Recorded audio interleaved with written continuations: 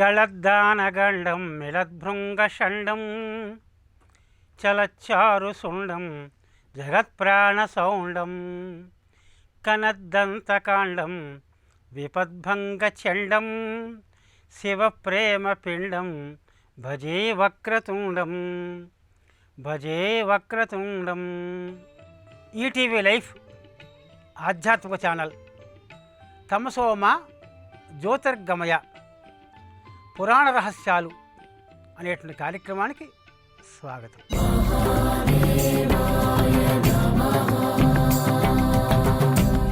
ఈ ఎపిసోడ్లో భాగంగా విష్ణుధర్మోత్తర పురాణంలో ఒక మంచి రహస్యం తెలుసుకోగలుగుతాం. హంస మునీశ్వరుడు అడిగిన ప్రశ్నకి సమాధానం చెబుతోంది. మునీశ్వరులు ఏమడిగారు? హంసోత్తమ,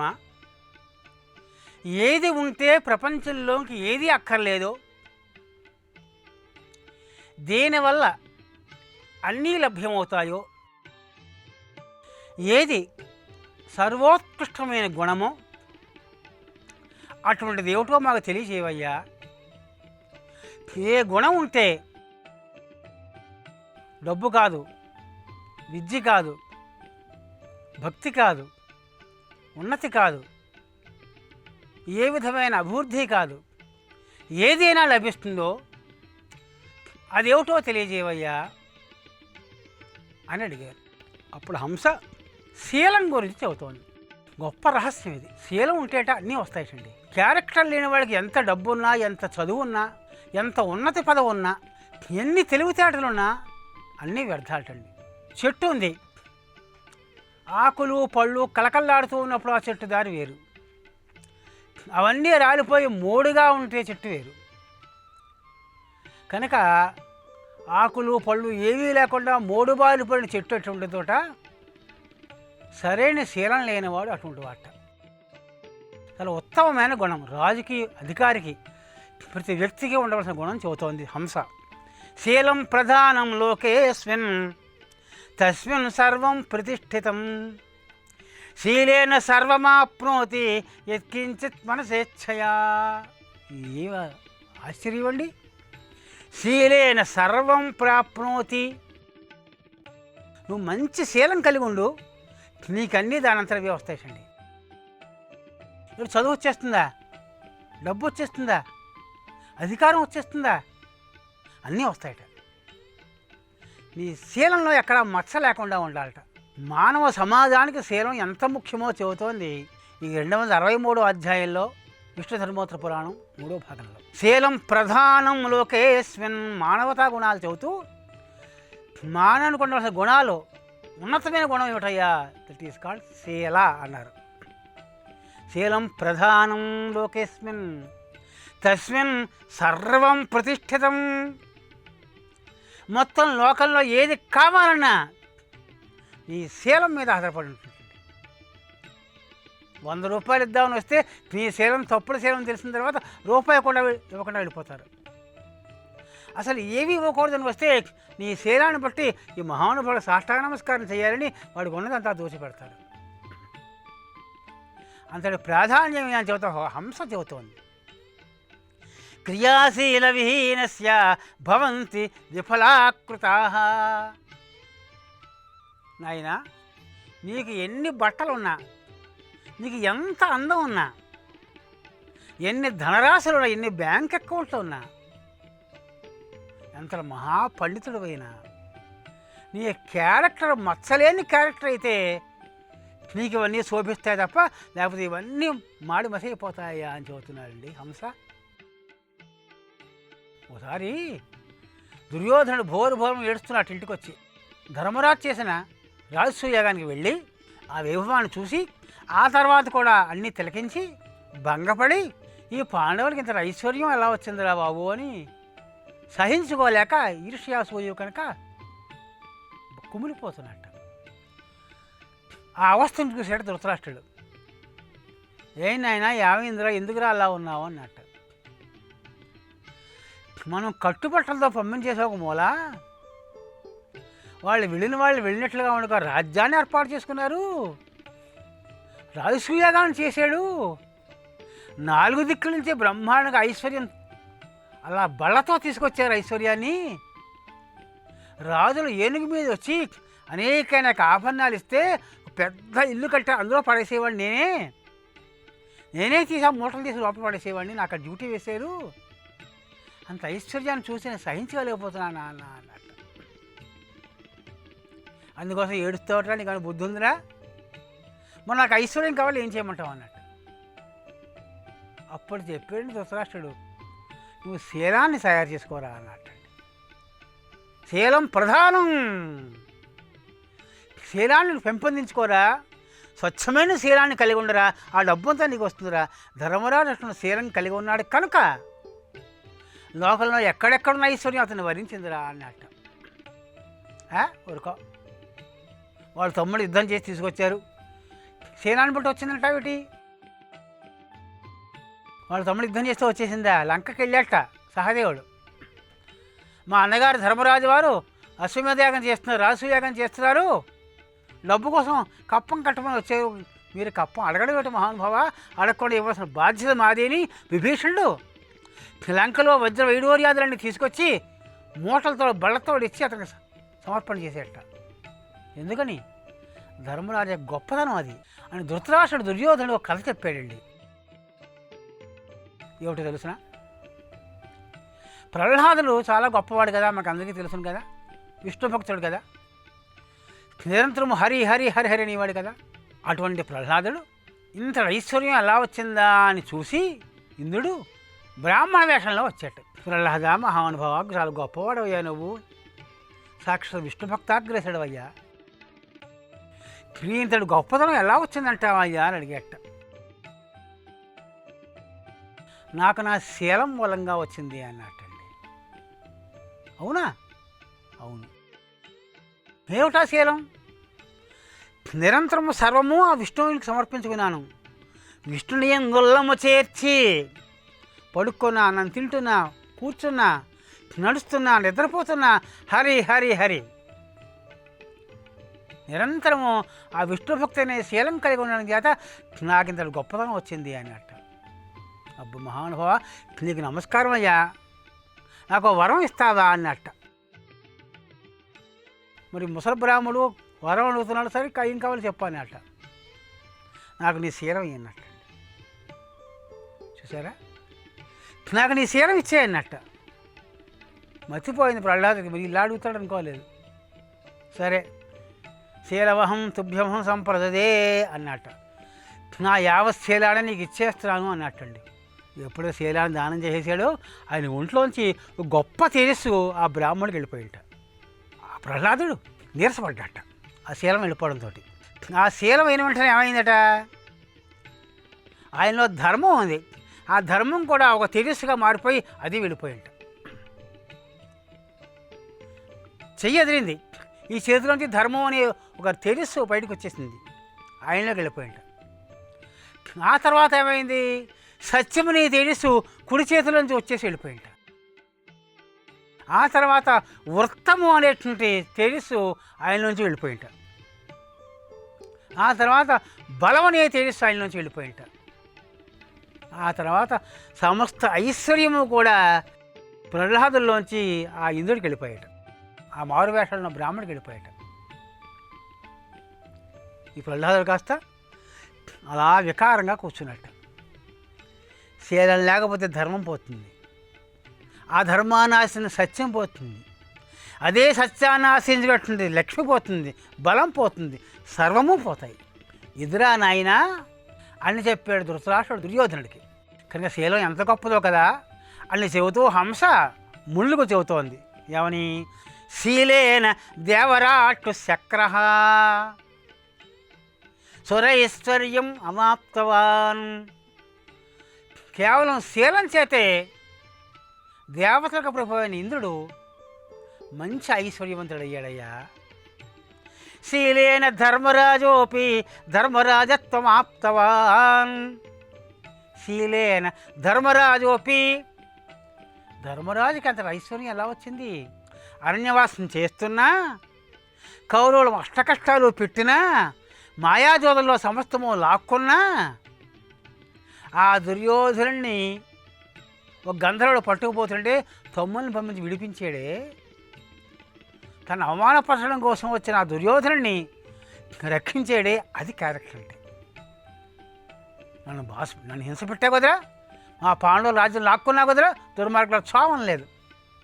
మన ధర్మం రాజి రక్షించానట. అప్పుడు భీమార్జునుడిని రక్షించారు దుర్యోధనుడిని. అందుమూలంగా అష్టైశ్వర్యాలు సంపాదింపబడ్డాయి ధర్మరాజుకి. అదే శీలేన ధర్మరాజోపి ధర్మరాజత్వమాప్తవాన్. ధర్మానికి ప్రభు ఆయన. దుర్యోధనుడు కూడా నిన్ను ఓడలేదని ధర్మరాజు చెప్పమని వదిలేస్తానన్నాడు జోదంలో. ధర్మరాజు చెప్పలేదు. ధర్మరాజు మీద శత్రువులకు కూడా నమ్మకం ధర్మాన్ని తప్పనివాడని. కనుక ధర్మశైలం ధర్మరాజుది. శీలేన వరుణ దేవ యాదో రాజత్వమాప్తవాన్. 263 అధ్యాయం 3వ శ్లోకం. శీలేన వరుణో దేవ. వరుణుడు జలదేవత. ఆ జలదేవత మంచి శీలం కలిగి ఉన్నవాడు కావడం మూలంగా, అందరికీ మంచి పేయమైన జలాన్ని ఇవ్వడం మూలంగా, మంచినీటిని సమర్పణ చేయడం మూలంగా మొత్తం జలాధిపతత్వాన్ని వహించగలిగట. శీలేన కుబేరోపి శీలేన చ కుబేరోపి ధనాఢ్యత్వం అవాప్తవాన్. 4వ శ్లోకం 263 అధ్యాయం 3వ భాగం. కుబేరుడికి అంత ఐశ్వర్యం ఎలా వచ్చింది? ఎప్పుడు శివారాధన తత్పరుడు. శివ శివ శివ శివ నిరంతరం 24 గంటలు శివుణ్ణి మరవలేదు. ఆ శివభక్తి అనే శీలం చేత కుబేరుడు కూడా ఉత్తర దిక్కుకి అధిపతి, మొత్తం ధనాధారానికి అధిపతి అయ్యాడు. మళ్ళీ మాట్లాడితే ఫైనాన్స్ మినిస్టర్ అయ్యాడు మన విశ్వరాజ్యాంగంలో. శీలేన సుఖమాప్నోతి స్వర్గం చ మనుజోత్తమా. నీకు స్వర్గం కావాలా? నువ్వు మంచి శీలం కలిగి ఉండు. ఎవరికి అన్యాయం చేయకు, అధర్మం జోలి వెళ్ళకు, హింస చేయకు. ఏం రహస్యం అండి ఇది? శీలం చేత సర్వం ప్రాప్తమవుతోంది. ఈ హంసని ముళ్ళు ఎందుకు అడిగారు? మన కోసం అడిగారు, మనం తెలుసుకుంటామని అడిగారు. లోకల్లో మానవ మనుగడకి పురాణాలు హితకరాలు, మిత్రాలవి. నువ్వు బాగుపడాలా? పురాణం చదువు. నువ్వు ఉన్నతలోకి రావాలా? వేద విజ్ఞానాన్ని నేర్చుకో.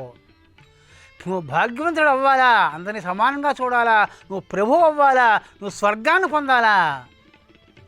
ఋషివాంగమయాన్ని ఆపోసన పట్టు. శీలేన సుఖం ఆప్నోతి స్వర్గంచ మనుజోత్తమా.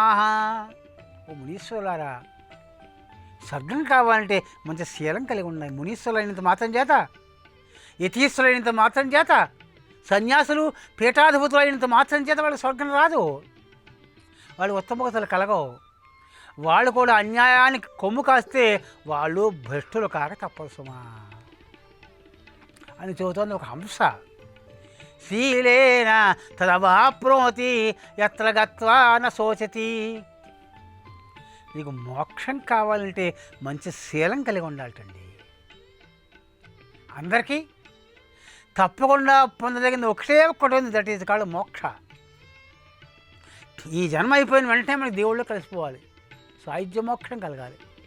మళ్ళీ జన్మ మళ్ళీ జన్మ మళ్ళీ జన్మ, చావు పుట్టుక ఈ సంసార లంపటంలో మనం పడకూడదు. అది మర్చిపోతున్నాం మనం. మన లక్ష్యం మర్చిపోతున్నాం. అలాగే ఎగరా తిరుగుతున్నాం అంతే సంసార చక్రంలో. నీకు మోక్షం కావాలా? తదవాప్నోతి. ఆ మోక్షం పొందాలంటే శీలేనా, శీలం చేతే సాధ్యమవుతుంది. ఎత్ర గత్వా న శోచతి. అది మోక్షం యొక్క లక్షణం. మంచి 5 స్టార్ హోటల్కి వెళ్ళావు, హాయిగా ఉన్నావు, ఇలా బెల్ల కొడితే అన్నీ వస్తున్నాయి, మంచి మంచి ఆహారాలు వస్తున్నాయి, ఇంద్రసభలా ఉంది ఆ రూము. డబ్బులు అయిపోయాయి, గెంటి పడేస్తారు వాళ్ళు. అక్కడికి వెళ్ళినా కూడా ఏ శత్రువులు వచ్చి ఎలా పొడి చేస్తారో ఎలా చంపేస్తారో అని భయం. కానీ నువ్వు ఎక్కడికి వెళితే ఏ శోకము ఉండదో, ఏ దుఃఖము ఉండదో, ఎటువంటి తాపము ఉండదో. ఆ స్థానం ఏమిటయ్యా? ఎత్ర గత్వా న శోచతి. ఎక్కడికి వెళితే, ఏ పరమస్థానాన్ని చేరుకుంటే నీకు దుఃఖమే ఉండదో ఆ స్థానాన్ని చేరుస్తుంటే ఎవరు? శీలం అని హంస చెబుతూ, శీలం సమాసాద్య సమస్త కామాన్ ప్రాప్నోతి ముఖ్యాన్ పురుష ప్రధాన. కనుక నాయనలారా, ఇంతకంటే గొప్ప రాజ్యాంగ సూత్రం మరొకటి ఉందా చూడండి. నీ విశ్వరాజ్యాంగం. నీ క్యారెక్టర్ మంచిదైతే నువ్వు మోక్ష పర్యంతము ప్రయాణం చేయొచ్చు. తస్మాత్ ప్రయత్నేన నరేణ శీలం. నీ శీలం రక్షించుకోవయ్యా. ఇది ఈవేళ పాఠ్యభాగాల్లో పెట్టాలండి. ఇటువంటి పెట్టడం మానేశారు ఈవేళ. నీ క్యారెక్టర్ నువ్వు కాపాడుకుంటే నీ అన్ని విధాల ఉన్నతలు వస్తావు. డబ్బు వస్తుంది, చదువు వస్తుంది, ఉన్నతి వస్తుంది, అధికారం వస్తుంది, సౌఖ్యం వస్తుంది, భోగభాగ్యాలు వస్తాయి, స్వర్గం వస్తుంది, మోక్షం వస్తుంది శీలం చేత అని చెబుతోంది హంస. అయితే ఈ శీలాన్ని ఏదో కొన్ని ప్రారంభ కర్మల చేత సంపాదించుకోలేకపోయామండి. దీనికి ఏదైనా పరిష్కారం ఉందా అని అడిగారు మునీశ్వరులు. ఈ మార్గశిర మాసంలో ఆ పరిష్కారం చెబుతున్నాడు హంస. ఇది 208వ అధ్యాయంలో చెప్పబడింది.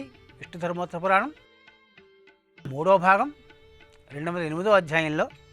మార్గశీర్షే గతే మాసే. మార్గశీర్ష మాసం గడిచిన తర్వాత పుష్యమాసం, పుష్యశుద్ధ పాడ్యము నాడు వరాహనరసింహ స్వామిని సేవ చేయాలి. వరాహదేవుని తొడ మీద కూర్చోబెట్టుకుని ఏ మహానుభావుడు అయితే ఉంటాడో ఆయనకి ధ్యాన ఆవాహనాది షోడశోపచార పూజలు, సహస్రనామ పూజలు చేసి గుర్తేన స్నాపయే దేవం. స్వామిని ఆవునేతితో అభిషేకం చేయాలి. పుష్యశుద్ధ పాడ్యం నుండి పుష్యమాసం అంతా కూడా రోజు పొద్దుటే స్వామికి షోడశోపచార శక్తిని అనుసరించి పూజ చేసి, సమారాధన చేసి, నివేదన చేసి, ఘృతేన స్నాపయే దేవం, నేతి చేత స్వామిని అభిషేకం చేయాలట. అంతేకాదు, ఘృతేన జుహయాద్ హవిహి, అగ్ని వేల్చి సమిధలు పెట్టి నరసింహాయ స్వాహ, వరాహ నరసింహాయ స్వాహ అని ఆహుతులు వేస్తూ స్వామికి అర్పణ చేయాలి. నేతితోటి స్వామిని అభిషేకం చేయాలి. నేతితో హోమాలు చేయాలి స్వామిని ఉద్దేశించి. ఘృతం ద్విజేభ్య దద్యాత్, బ్రాహ్మణోత్తములకి ఆవు నెయ్యిని దానం చేయాలటండి. 3 ఘృతమేవ చ నివేదయేత్, దేవుడికి ఆవునేతితో చేసిన పిండి వంట నైవేద్యం పెట్టాడు. ఘృతాన్ని నైవేద్యం పెట్టినా పర్వాలేట. అవిష్యాన్ని ఉండి ఆవునేత్తుడు అవిష్యం ఉండి అది స్వామికి నివేదన చేయాలట. కనుక మార్గశిరం గడిచాక పురుషుద్ధ పాడ్యము నాడు వరాహనరసింహ స్వామిని అర్చన చేస్తూ ఘృతం చేత అభిషేకము, ఘృతం చేత హోమము, ఘృతమే నైవేద్యము, ఘృత దానము, ఈ 4 ఎవరైతే చేస్తాడో అప్పుడు స్వామి అనుగ్రహిస్తాడట. స్థిరాత్రోపోషిత, 3 రాత్రులు ఉపవాసం ఉండాలట. 3 రాత్రులు. పౌష్యాం ఘృతపాత్రేణ చ ద్విజాన్, ఇలా నెలాళ్ళు చేస్తే ఇంక చెప్పక్కర్లేట. చివరిలో నెల గడిచిన తర్వాత ఒక పాత్ర నిండా బంగారు పాత్ర, వెండి పాత్ర, అక్కడ రాగి పాత్ర, కంచు పాత్ర, దాని నిండా ఆవనయ్య పోసి యోగుడైన వాడికి దానం చేస్తేట అప్పుడు తప్పకుండా మంచి శీలవంతులయ్యే అవకాశాలు ఉంటాయి. కనుక పరిష్కారం కూడా చెబుతోంది ఇందులో. కృత్వా వ్రతం మాసమిదం మయోక్తం అస్యాద్య సుచిరం మానుష్యమాసాచ శీలవాన్ స్యాత్. ఒకవేళ ఈ జన్మలో సాధ్యం కాకపోయినా వచ్చే జన్మలో మంచి శీలవంతుడిగా పుడతావు, మోక్ష పర్యంతమో ప్రయాణం చేయగలుగుతావు, సమస్త సౌఖ్యాలు నొప్పిస్తావు అని హంస ఈ లోకంలో మానవుడికి ఉన్నతోన్నత గుణం ఏమిటయ్యా అని చెబితే శీలం సుమ అని చెప్పి పరిష్కార మార్గాలు కూడా చెప్పింది. స్వస్తి. ఈ కార్యక్రమాన్ని తిరిగి చూడాలనుకుంటే www.youtube.com/@ETVLifeSpiritual లో చూడవచ్చు.